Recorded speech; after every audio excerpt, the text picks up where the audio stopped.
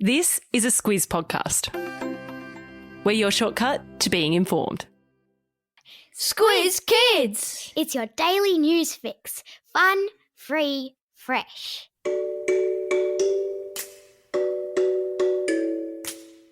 Hello and welcome to Squiz Kids, your fresh take on what's happening in the world around you. I'm Bryce Corbett. It's Tuesday, April 27. In Squiz Kids today, poppet shortages and Perth lockdowns, Burkina Faso's malaria breakthrough, Sydney's netball triumph, and Seoul wins the Oscar. That's what's making news, kids style.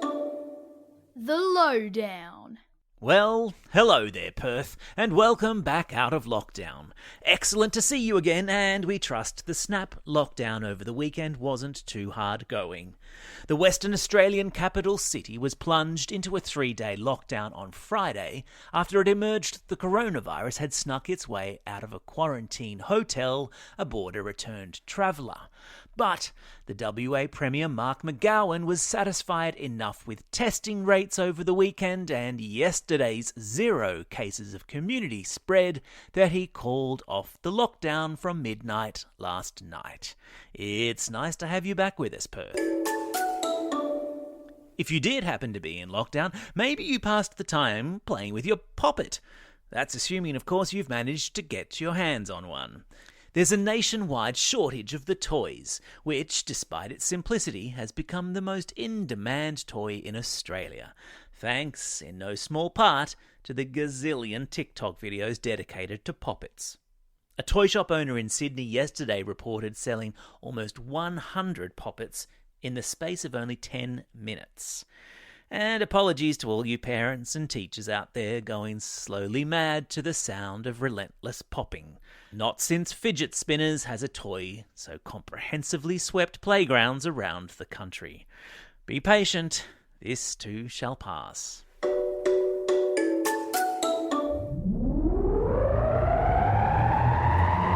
Spin the globe. Each day we give the world globe a spin and find a news story from wherever it stops. And today we've landed in Burkina Faso, which I think might be the first time we've landed there. A country in Western Africa, where there's been a breakthrough in the development of a malaria vaccine. Wait, what? There's more than just one vaccine in the world? There's not only the coronavirus vaccine? Yes, that's right. We might be hearing lots and lots about COVID and its vaccines at the moment, but vaccines already exist and protect us from many other infectious diseases. And in many countries, malaria, which is a disease that can be transmitted by mosquito bite, is a really big problem, especially in Africa. But a bunch of clever scientists have just reported really promising results of trials they've been doing with kids of a vaccine called R21. It's estimated that there were 229 million cases of malaria in 2019, 2/3 of which were among African children. With early test results showing that the vaccine is effective in preventing the disease 77% of the time, it's given researchers hope that we're a step closer to wiping out the killer disease once and for all. Sport time. What better way to celebrate your birthday than winning a major tennis tournament? That's what world number 1, Australia's own Ash Barty, did on the weekend, winning the Stuttgart Open in Germany. It brings to 3 the number of major tournaments Ash has won this year, cementing her position as the top women's player in the world. And because winning the singles title on the same weekend you turn 25 isn't enough, Ash capped off her adventures in Germany by winning the doubles title at the same tournament. Game, set, match. And netball fans, what are you doing in 2027? You're going to Sydney to watch the Netball World Cup, that's what. After it was announced yesterday the New South Wales capital will host the prestigious sporting event. It's the 3rd time the World Cup has been played in Sydney. The Netball World Cup is played every 4 years, with the next one taking place in South Africa in 2023.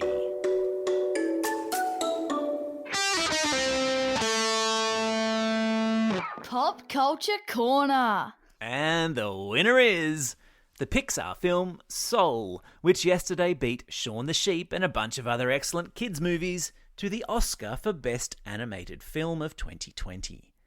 The Oscars are a big movie awards ceremony that takes place in America every year. Lots of filmmakers and actors and actresses get dressed up and hand out awards to each other. It's a thing.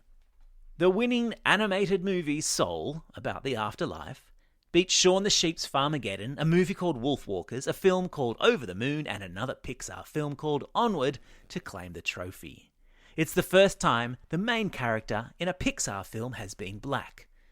On the subject of diversity, the Best Picture Oscar this year went to Chinese-born director Chloe Zhao, who is only the second woman in the 93-year history of the Oscars to win the award for Best Director. We salute you, Chloe. Q&A call-out. If you're one of the million Aussie kids who are in years 3, 5, 7 or 9, then you may already know that NAPLAN testing is coming up next month. Don't panic. Now, before you take the NAPLAN hot seat, we've asked one of the grown-ups in charge of NAPLAN, Peter Titmanis, to take the Squiz Kids Q&A hot seat. Peter was himself once a teacher, but is now one of the grown-ups in charge of the NAPLAN tests, and he's agreed to sit down and answer your questions. So, if you've got a question about NAPLAN, now's your chance to get it answered. Why does it happen? Who is it testing? Students or teachers or both? Is it something to study for, or is that not the point? And what's the answer to question number 3? Look, it's just a test, people, and like everything, the more you know about it, the less there is to be scared of. So, email through your questions to squizkids@thesquiz.com.au. And remember, best question wins a prize. Time for the quiz. This is the part of the podcast where you get to test how well you've been listening. Question number 1. What's the name of the country where testing on a malaria vaccine is going well? That's right, it's Burkina Faso. Question number 2. Which Australian city will host the Netball World Cup in 2027? Yeah, it's Sydney. Question number 3. Which popular toy is selling out all over Australia thanks to its popularity on TikTok? You got it, it's Poppets.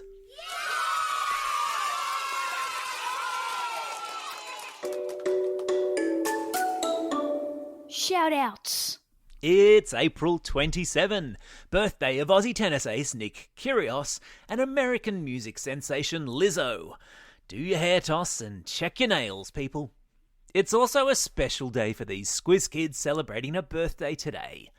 Alicia Rose from Tumut, Daniel and Nicholas from Campbelltown, Liam from Edgeworth, Abby from Viewbank, Georgia from Pottsville, Liam from Mackenzie, Karen from Pascoe Vale, Phoebe from Petersham, Lucy from Wentworth Falls, Zoe from Fadden, Karen from Canberra, Anton from Gindera, and Jake from Lake Munmora.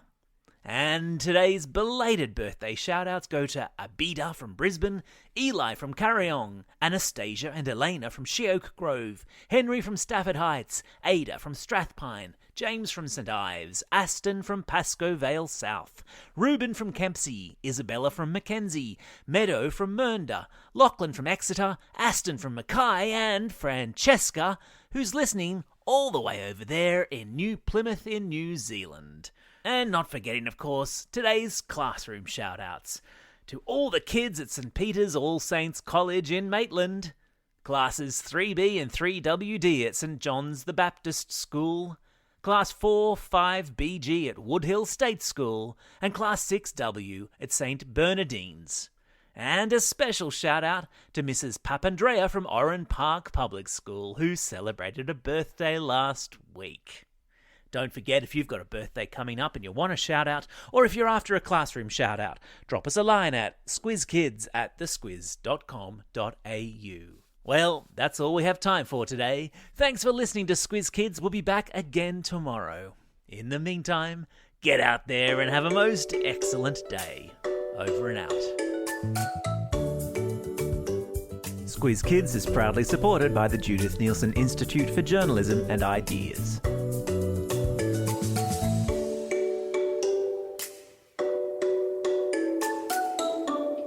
Squiz Kids! It's your daily news fix. Fun, free, fresh.